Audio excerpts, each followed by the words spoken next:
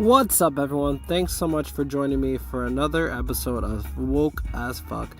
I'm your host, Maximilian Webster, and I just wanted to say thank you so much for checking this out.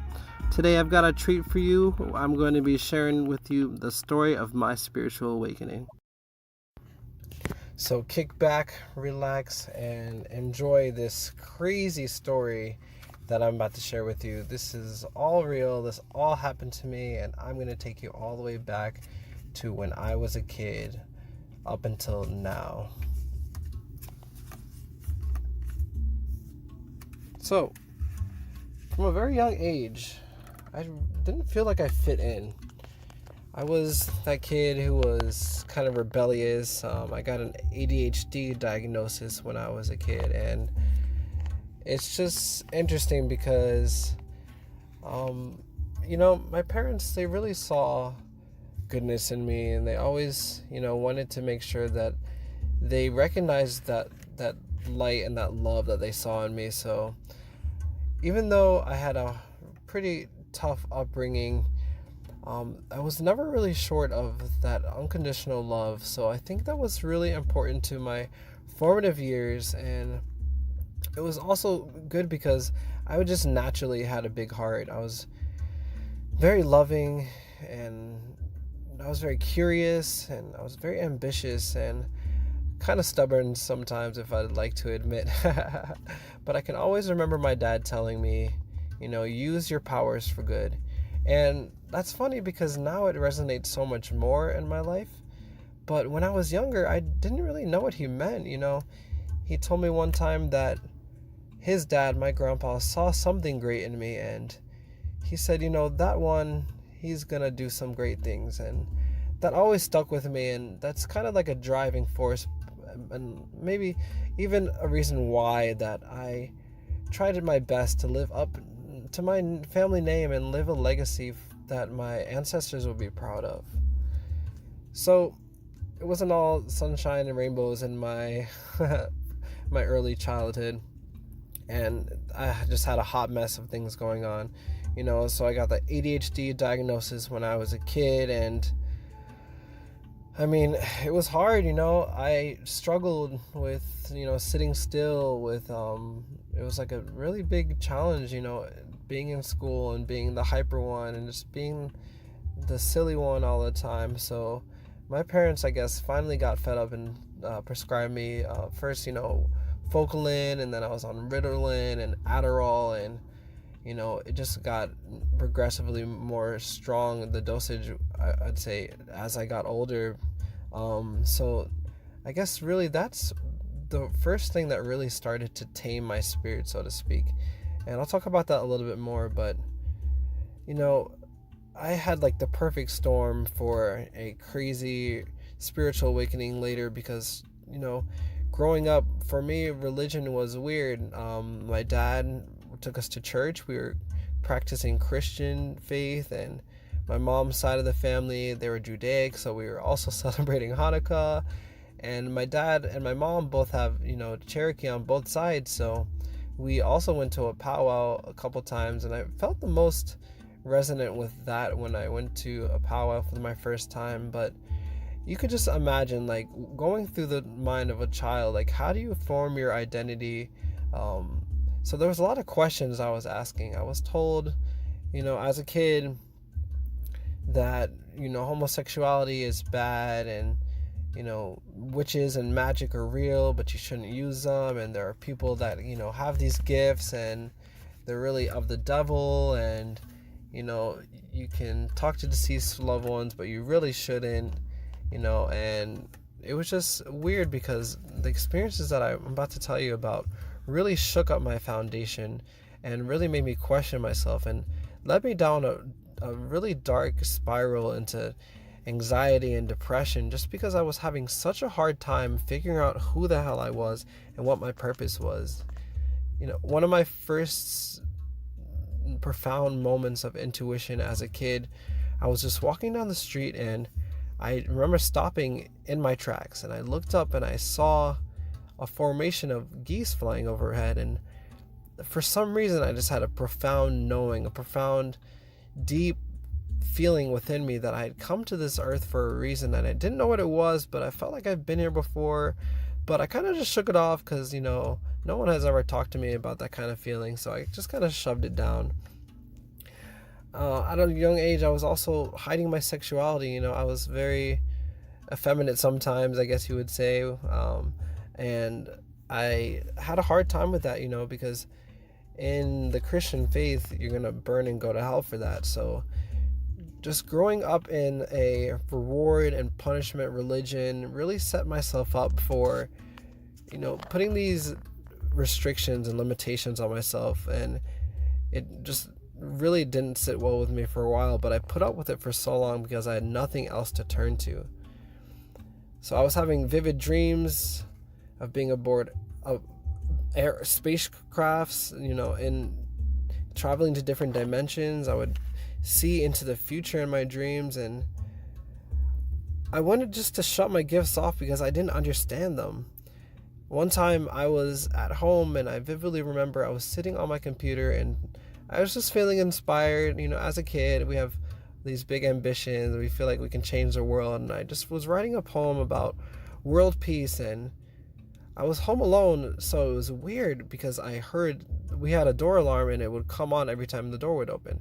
So I heard the door open, and I was not the door open, but I heard the chime, and I was confused because I was supposed to be the only one home for a while.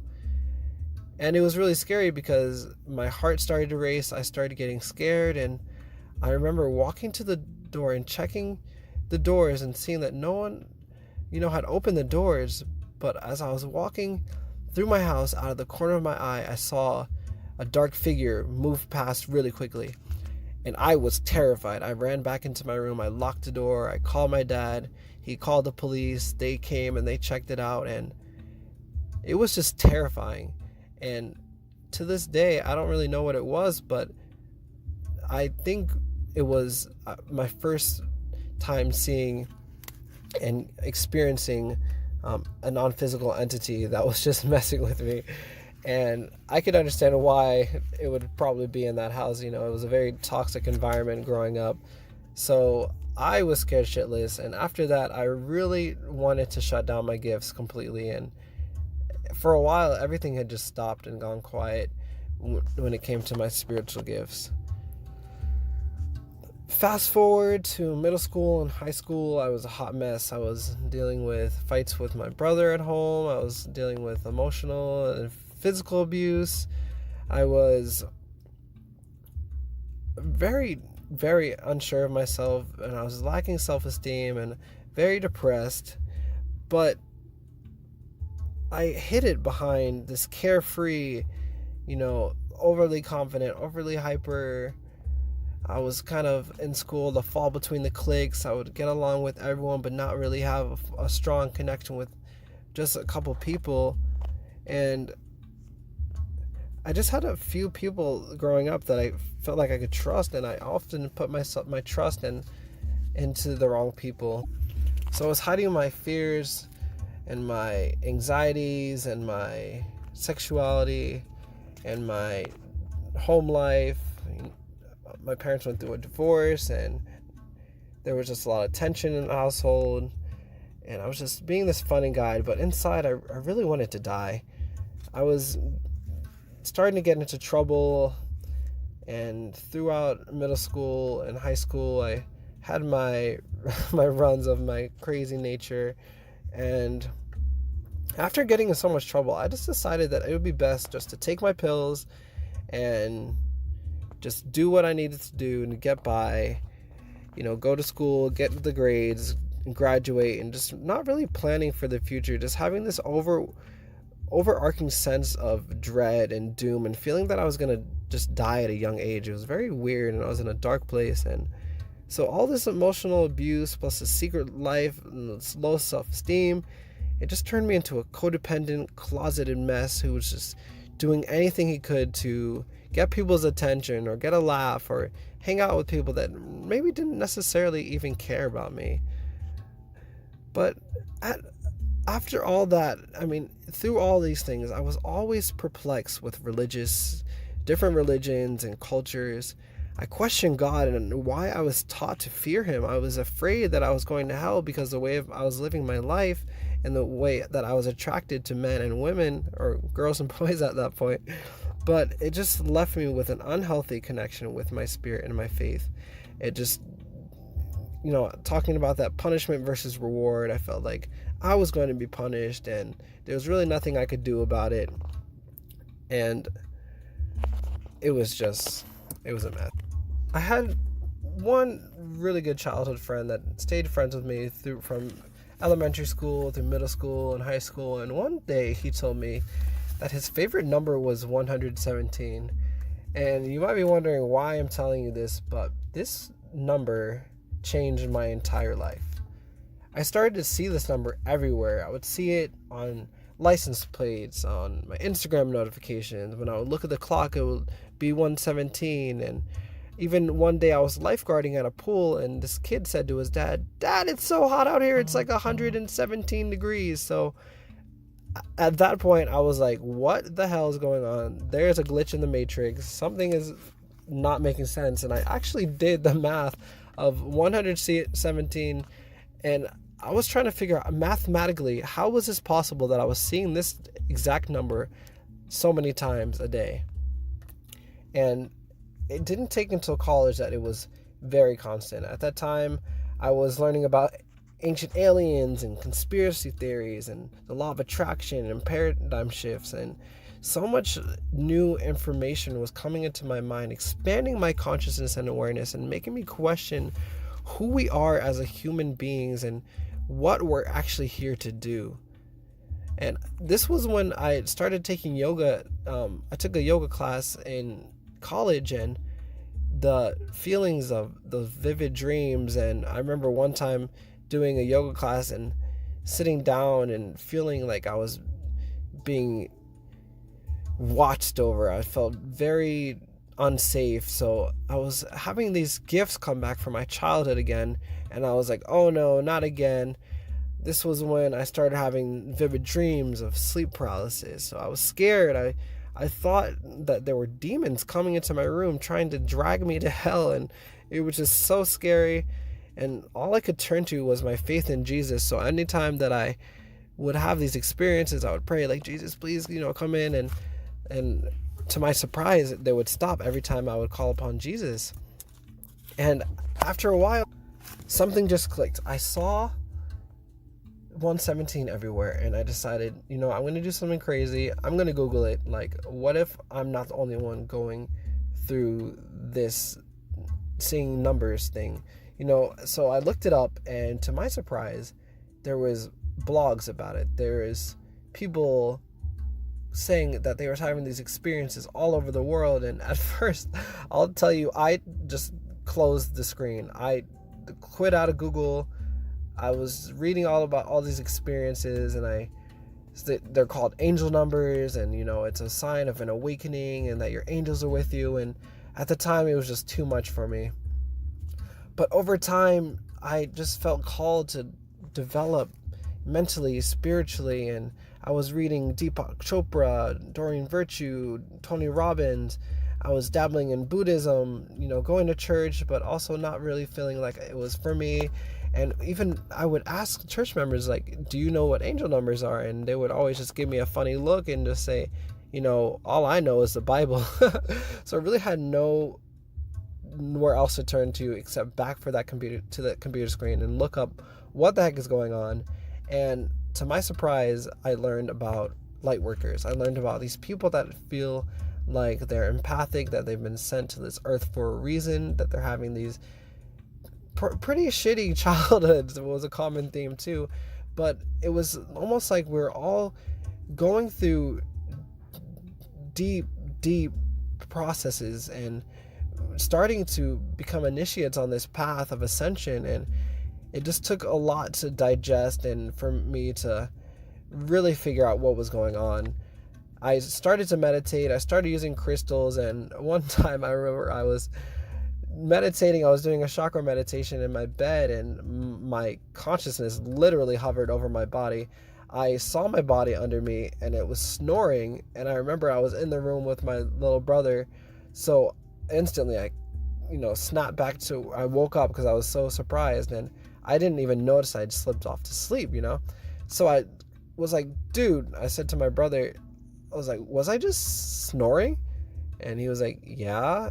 And I was tripping out because I was literally watching my physical body on the bed, and I would slipped into a different reality, different dimension, where my soul was, and my awareness, my consciousness was not tethered to my body. So that was just a crazy experience, and shit just started getting crazier after that.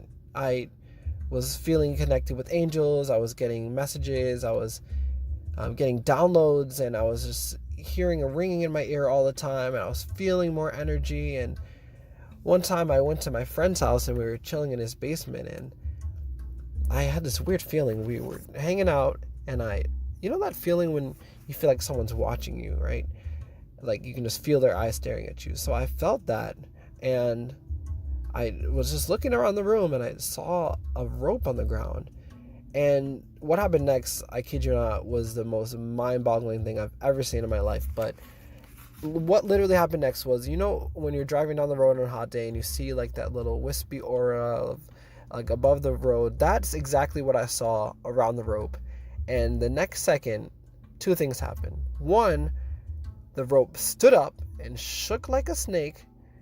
And at that moment, the same time, I felt this immense, powerful, spiritual energy come in, and it was a white tiger. It was like a spirit guide that I just felt deep within my being, who was there to help me and to protect me. And I just remember that so vividly, because the animal spirit guide of the white tiger showed itself to me and was continuing upon my journey as I went about my life, and it was just so crazy.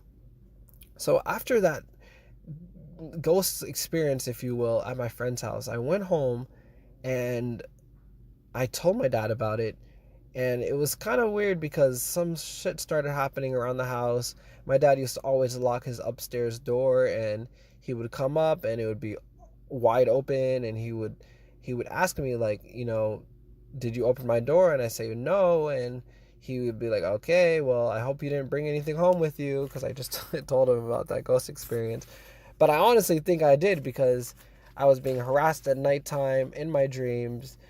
I was going to sleep, and like the bathroom light would randomly turn on, and I would just stay in my bed. I was seeing blue orbs floating around my house from no apparent light source, and it was just tripping me the hell out. So I was kind of on the low about this throughout my college experience. I told some friends about it, and a lot of them didn't understand. I had a couple that were kind of interested into similar things like crystals and angels and energy, but no one really seemed to be going through what I had been going through. So it was hard for me to relate to anyone on that level. So eventually I ended up getting my first Reiki treatment. I met a friend, and we kind of hit it off because we were friends of friends, and we were all hanging out. And I remember going to his house for the first time, and I walked into his room, and I just felt this pure energy. Like, it was so noticeable. I could tell the difference, and I looked in on his desk, and there was crystals all over the desk.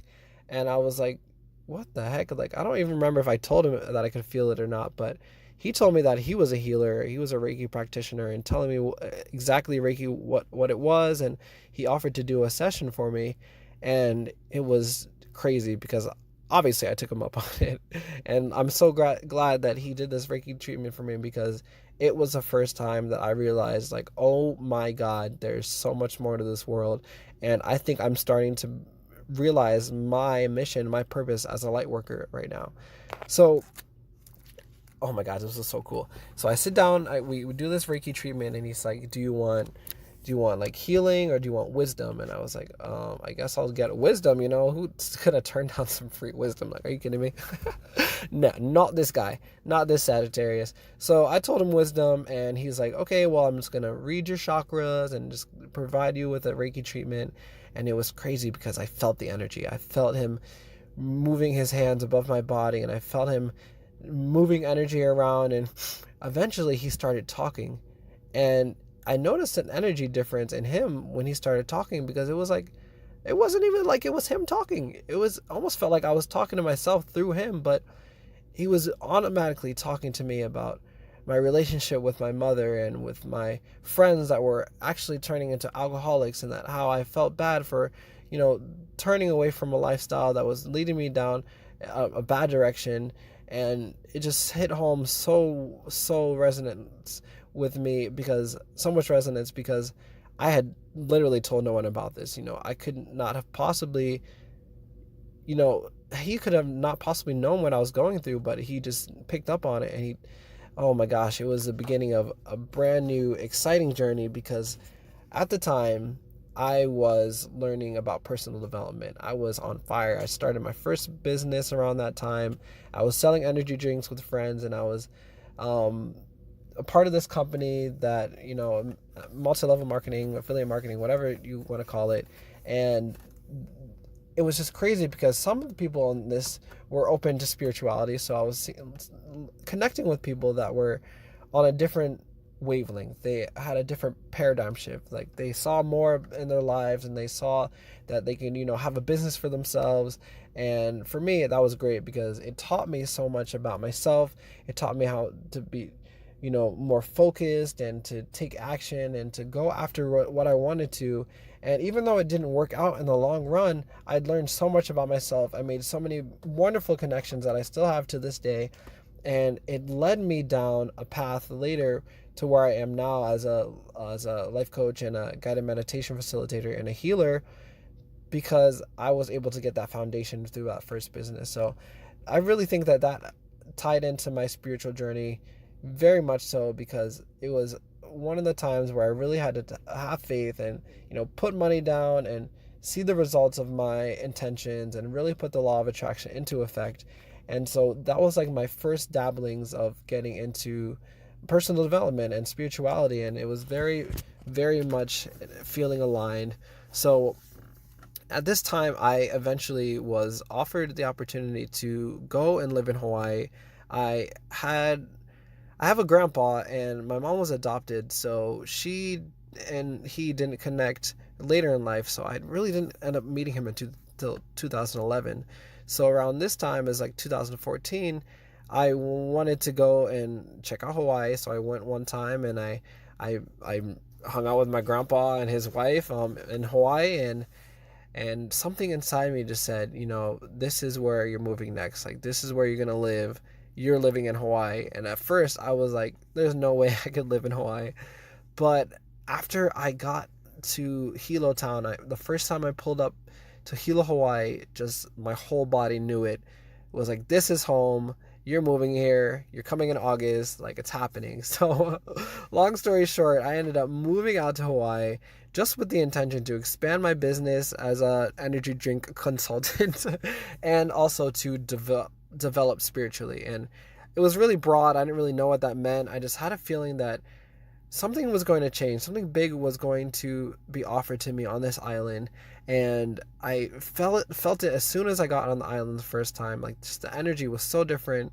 So moving out to Hawaii was a big deal for me. Leaving behind this old life of this person that I was no longer resonating with, some relationships and some circumstances and things that were no longer serving me, that really allowed me to grow and to flourish. So eventually I learned about past lives, and I learned about how that they might be affecting my current life when I moved to Hawaii, and especially with my relationships. And it was just so crazy, because I remember doing my first past life regression on a YouTube channel, and I was just listening to this meditation, and I was like, I wonder what will happen. I'm getting all this guidance that I should do a past life regression, not really sure what it is or how it works, but I'm going to try it. And let me tell you, it was amazing. I had two very vivid past life experiences. One where I felt members of my current family, like my mom, my dad, and my brother. I saw how we have lived different lifetimes together, and that our current struggles and our current challenges as a soul family are arising from things that happened in the past. Like my mom was my daughter, my brother was my brother in another life, and maybe and then in that lifetime I was into a life of crime, and he was like this police officer and or someone that had that authority where they were into justice, and I was like a rebel. So I could see why our relationship was the way it was then, because he really didn't trust me, and he didn't, and we always would fight, and I would have fights with my dad and my mom, and those ones came up, and it was just so crazy to see these experiences. And I just remember having another experience of me living on this island. I saw waterfalls. I saw like these men that I was hanging out with, and they were just wearing these little things that only cover your junk and like your booty. I don't know the name of it, but it was so vivid and so real. And I was like, what in the world? I got out of that, and I was thinking like, what the fuck is going on? Like, what is happening? Is this my life? Like, what is real? What is going on? So I just was like, I need to find someone that does past life regressions. So I got on Google, my best friend, and I looked at past life regressions on the Big Island of Hawaii, and I got to a couple of people. They didn't get back to me, and then I found this wonderful woman, Joy Gardner, and I found out that she does past life regressions, and she was running this vibrational healing program, and she's running this mystery school all about rejuvenation, manifestation, and ascension. And as soon as I connected with her, I saw into her eyes, I felt this instant soul connection, and I felt like this was exactly who I needed to be meeting. And she turned out to be my first mentor, my first kumu in Hawaii. And through her, I joined a group of other light workers and we studied for years over the phone, and we had retreats, and we learned about all kinds of things like releasing earthbound spirits, like manifestation, spiritual journeys. We learned about past life regressions, life between lives, core belief work, grief work, pretty much all the things that a new healer, a new like change maker on this planet would need. But not only from a woo-woo perspective. We were studying quantum physics, and we were studying like oh my gosh, I can't even begin to explain the science and all the technicality behind spiritual healing and crystals and aromatherapy and EFT tapping and all these wonderful tools that are now becoming more popular, like color therapy, and people are like finally starting to accept, and people are finally starting to utilize as part of their holistic approach to wellness. And for me, it was a game changer. These people I'm still friends with to this day. This is the members of my soul family. I remember lifetimes with them in Atlantis and in ancient Egypt, and I just realized that we are on this earth again for a reason. We've had past lives, we've had current lives that are existing in different dimensions and realities. It's just so deep and it's so mind-boggling, but it's just all brought me to where I am today, and I have this unshakable faith in the universe and in my abilities. And it's just crazy that right now I'm able to help hold space for people and facilitate the growth that I needed when I was starting up my spiritual journey. So it's just so amazing that it's all come full circle, and the vision is so clear, and I'm just feeling compelled to share my story and share what I've gone through on my spiritual journey. So thank you so much for checking out this podcast. I really hope you guys like it. I'm gonna hopefully do more. I don't know when, but it'll come when it comes. So much love. Let's create a world where we don't need to heal from trauma. Let's pass the knowledge of our divinity onto future generations so that they can live in a world where they're thriving, where they're living abundantly, we're living in peace and understanding their connection to the universe. Well, that's it for me today, y'all. Thank you so much for listening. Peace.